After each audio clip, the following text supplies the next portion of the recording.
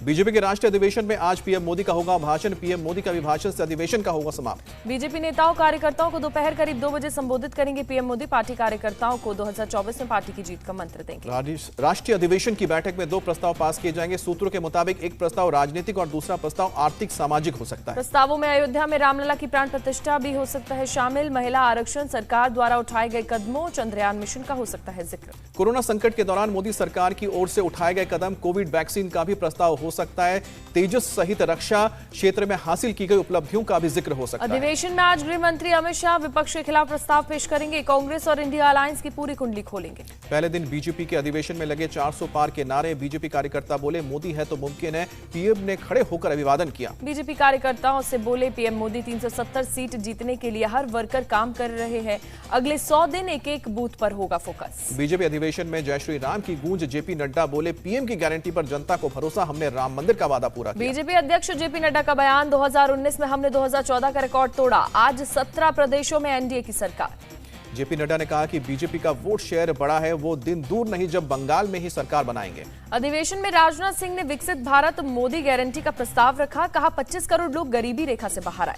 राजनाथ सिंह ने कहा है कि मोदी सरकार में हर क्षेत्र में हो रहा है विकास। 500 से बढ़कर 1,20,000 से अधिक स्टार्टअप हुए हैं। यूपी के सीएम योगी आदित्यनाथ ने कहा 2024 में फिर बनेगी मोदी सरकार। एनडीए 400 का लक्ष्य करेगा पार। सीएम योगी बोले मंदिर वहीं बनाया है जहां कहा था। रामलला के विराजमान होने से सनातनी खुश। बीजेपी सांसद रवि किशन का दावा, एनडीए को मिलेगी 400 से ज्यादा सीटें। किसानों और सरकार के बीच आज चौथे राउंड की बातचीत होगी। इससे पहले हुई बातचीत की रही थी बेनतीजा।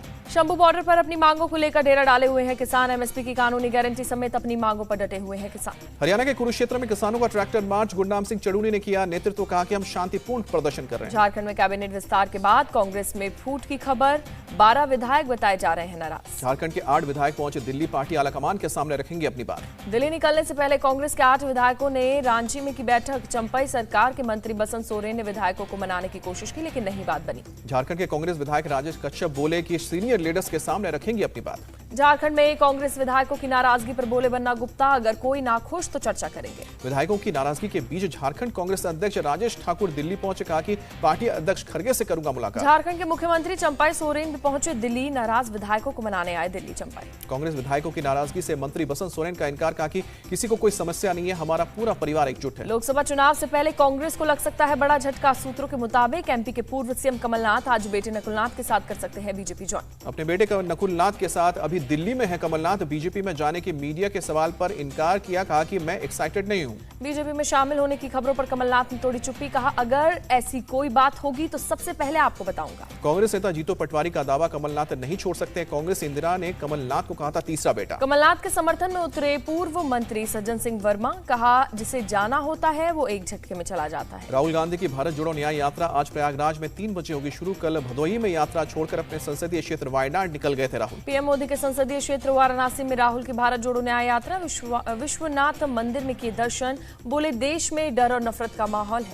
कांग्रेस ने काशी विश्वनाथ में कांग्रेस सांसद राहुल गांधी को कैमरा ले जाने की अनुमति न मिलने पर सम्राट चौधरी का तंज। बोले कि लुटेरे जो होते हैं उन्हें सब कुछ दिखाना होता है। सम्राट चौधरी ने निशाना साधते हुए कहा ये कांग्रेस के लोग भ्रष्टाचारी हैं, ये केवल अपनी तस्वीरें दिखाना चाहते हैं। कांग्रेस यूपी चीफ अजय राय ने कहा कि अमेठी और रायबरेली गांधी परिवार की सीट है। गांधी परिवार के सदस्य ही यहां से लड़ेंगे।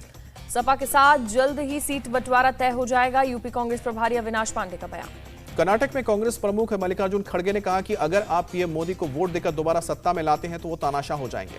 मल्लिकार्जुन खड़गे ने निशाना साधते हुए कहा पीएम मोदी अगर तानाशाह बन जाएंगे तो भविष्य में कोई चुनाव नहीं होगा। अजित पवार का शरद पवार पर निशाना। कहा कि बारामती से जिसे खड़ा करूंगा उसके खिलाफ पूरा परिवार चुनाव प्रचार करेगा। सुनेत्रा के बारामती से चुनाव लड़ने की खबर पर बोले शरद पवार कोई कहीं से भी लड़ सकता है चुनाव चिन्ह छिन जाने पर छलका शरद पवार का दर्द। कहा कि जिसने पार्टी बनाई उसे ही बाहर कर दिया। अजित पवार को अनिल देशमुख की सलाह। शरद पवार और सुप्रिया सुले पर बोलने से बचे। अजित पवार पर शरद गुट का निशाना। बारामती में सुप्रिया सुले की तरह कोई काम नहीं कर सकता है, वो लोगों को भ्रमित कर रहे हैं। महाराष्ट्र के सीएम एकनाथ शिंदे का निशाना। कहा उद्धव ठाकरे ने एक बार नहीं 2 बार बीजेपी से बेईमानी की। अगर बाला साहब जिंदा होते तो पीएम के काम की सराहना करते। सीएम एकनाथ शिंदे का बयान। दिल्ली विधानसभा में केजरीवाल ने विश्वास मत साबित किया। कहा 2029 में देश को बीजेपी मुक्त बनाएंगे। इंडिया अलायंस छोड़ने के सवाल पर बोले जयंत चौधरी, जब एनडीए में शामिल होने की औपचारिक घोषणा होगी तब सभी सवालों के जवाब दूंगा। बिहार के किशनगंज में असदुद्दीन ओवैसी का चुनावी जंग का ऐलान। सीएए से लेकर बाबरी मस्जिद तक किया गया जिक्र। बिहार के सीमांचल में ज्यादा कैंडिडेट उतारेगी एआईएमआईएम, असदुद्दीन ओवैसी ने जानकारी। बिहार में विधायकों की खरीद फरोख्त की ईओयू ने जांच शुरू की। पटना में जेडीयू विधायक सुधांशु शेखर ने की थी पुलिस से शिकायत। मंगलुरु में कांग्रेस कार्यकर्ता सम्मेलन, पार्टी अध्यक्ष मल्लिकार्जुन खड़गे, सीएम सिद्धरमैया और डिप्टी सीएम शामिल हुए। 25 फरवरी को गुजरात दौरे पर जाएंगे पीएम मोदी। राजकोट में एम्स का करेंगे उद्घाटन।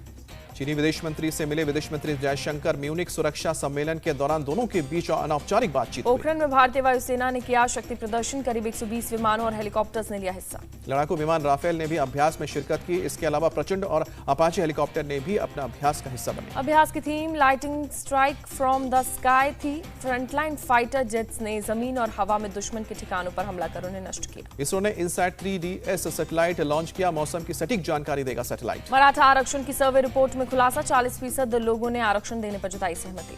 सौंदशखाली मामले में बड़ा एक्शन। टीएमसी नेता शिव प्रसाद हाजरा गिरफ्तार। पुलिस ने एफआईआर में जोड़ी जमीन हड़पने और गैंगरेप की धाराएं। सौंदशखाली मामले में बंगाल डीजीपी की सफाई। हम कुछ नहीं छिपा रहे। अब तक 17 आरोपियों को किया गिरफ्तार। बंगाल बीजेपी प्रदेश अध्यक्ष सुकांतो मजूमदार को अस्पताल से मिली छुट्टी। 14 फरवरी को बोशीरहाट में पुलिस लाठीचार्ज में घायल हुए थे। मध्य प्रदेश सरकार ने मंत्री कैलाश विजयवर्गीय का बयान। बोले बंगाल में कानून व्यवस्था बिल्कुल समाप्त, वहां महिलाओं का कोई सम्मान नहीं। कैलाश विजयवर्गीय ने हमला बोलते हुए कहा कि बंगाल में जब महिलाओं पर अत्याचार होता है तब पुलिस रिपोर्ट भी नहीं लिखती। हिमाचल के सीएम सुक्खू ने पेश किया बजट। मनरेगा कामगारों को 300 रुपए दिहाड़ी मिलेगी। गाय के दूध पर बढ़ाई एमएसपी। पूर्व सीएम जयराम ठाकुर का तंज। झूठे वादे कर सत्ता में आई है कांग्रेस। बजट में कोई भी वादा नहीं किया पूरा। आप नेता संजय सिंह और मनीष सिसोदिया का झटका। न्यायिक हिरासत मामले में 2 मार्च को होगी सुनवाई। अमेठी में केंद्रीय मंत्री स्मृति ईरानी का घर बनकर तैयार। 22 फरवरी को होगा गृह प्रवेश कार्यक्रम। यूपी के फर्रुखाबाद में गैंगस्टर अनुपम दुबे पर ईडी का एक्शन। 14 करोड़ से ज्यादा की संपत्ति जब्त की गई। यूपी के मैनपुरी में अभ्यर्थी की जगह दूसरा युवक दे रहा था एग्जाम। पुलिस ने किया अरेस्ट।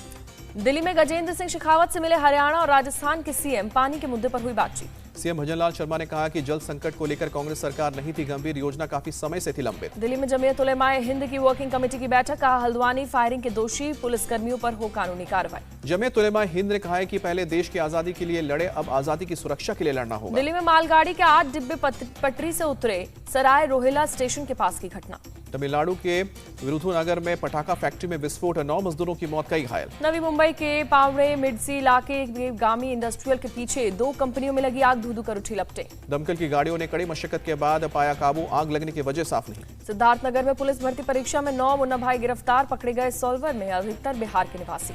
यूपी पुलिस परीक्षा में सेंध लगाने की कोशिश में 58 लोग गिरफ्तार हुए। आरोपियों के पास से आपत्तिजनक सामान भी बरामद हुए। प्रयागराज में पुलिस ने सॉल्वर गैंग के 5 सदस्यों को दबोचा। सिपाही भर्ती परीक्षा में सेंध लगाने की कर रहे थे कोशिश। पकड़े गए लोगों के पास से 2 कार, 80,000 रुपए नगद और ब्लूटूथ डिवाइस बरामद हुए। पूरे मामले की जांच जारी। यूपी के मिर्जापुर में 3 लोग गिरफ्तार। 5 अवैध पिस्टल और 10 तमंचा बरामद। अयोध्या में भक्तों का पहुंचना लगातार जारी। रामलला के दर्शन के लिए सुबह से उमड़ी भीड़। राजकोट टेस्ट में भारत ने इंग्लैंड पर बनाई है 322 रन की बढ़त। चौथे दिन आज भारत की नजर इंग्लैंड को बड़ा टारगेट देने की होगी। राजकोट टेस्ट के तीसरे दिन भारत ने 2 विकेट गंवाकर 196 रन बनाए। यशस्वी जायसवाल ने जड़ी सेंचुरी। शुभमन ने लगाई 50। यशस्वी और शुभमन के बीच दूसरे विकेट के लिए 155 रन की साझेदारी हुई है। यशस्वी जायसवाल सेंचुरी लगाने के बाद हुए रिटायर्ड। शुभमन 65 और कुलदीप 3 रन बनाकर नाबाद। गुवाहाटी में कल से खेलो इंडिया की होगी शुरुआत। 20 खेलों में 4500 एथलीट लेंगे हिस्सा। गुवाहाटी में खेलो इंडिया यूनिवर्सिटी गेम्स के चौथे एडिशन की तैयारियां जारी। अधिकारियों ने लिया जायजा।